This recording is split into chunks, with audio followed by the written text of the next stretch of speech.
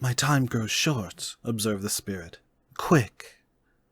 This was not addressed to Scrooge, or to anyone whom he could see, but it produced an immediate effect. For again Scrooge saw himself. He was older now, a man in the prime of life. His face had not the harsh and rigid lines of later years, but it had begun to wear the signs of care and avarice.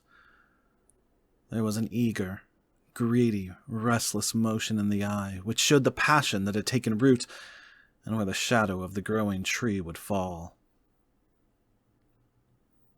He was not alone, but sat by the side of a fair young girl in a mourning dress, in whose eyes there were tears, which sparkled in the light that shone out of the ghost of Christmas past.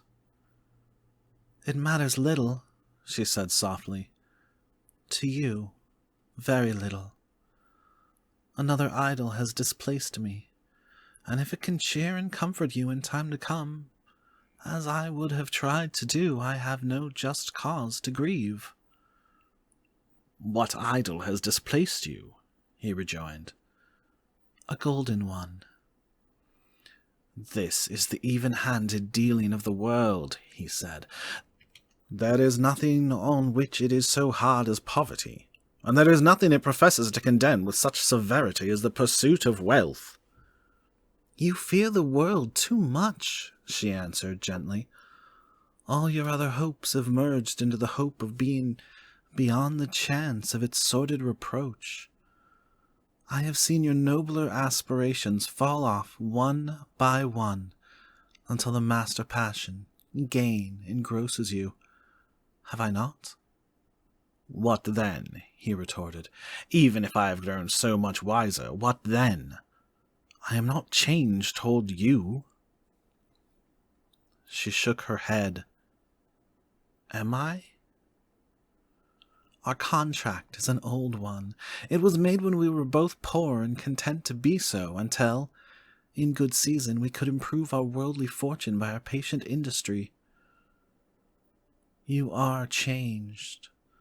When it was made, you were another man."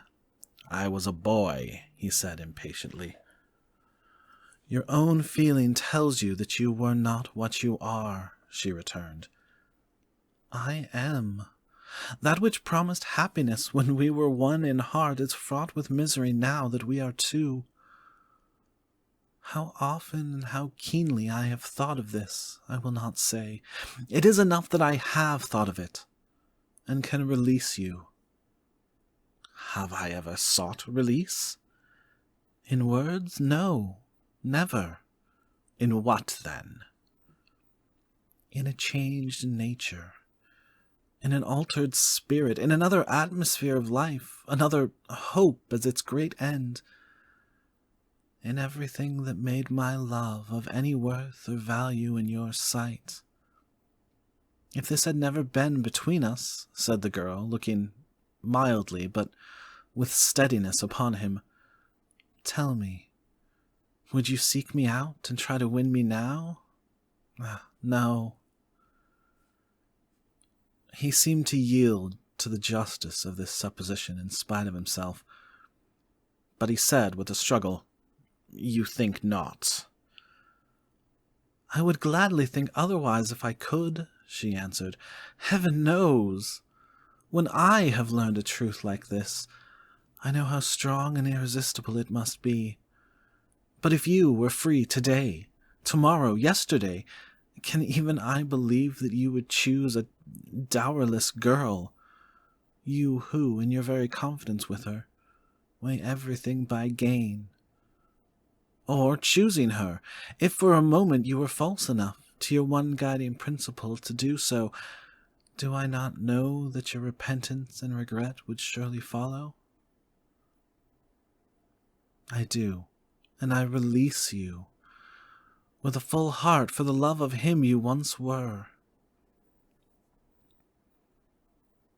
He was about to speak, but with her head turned from him, she resumed, "You may.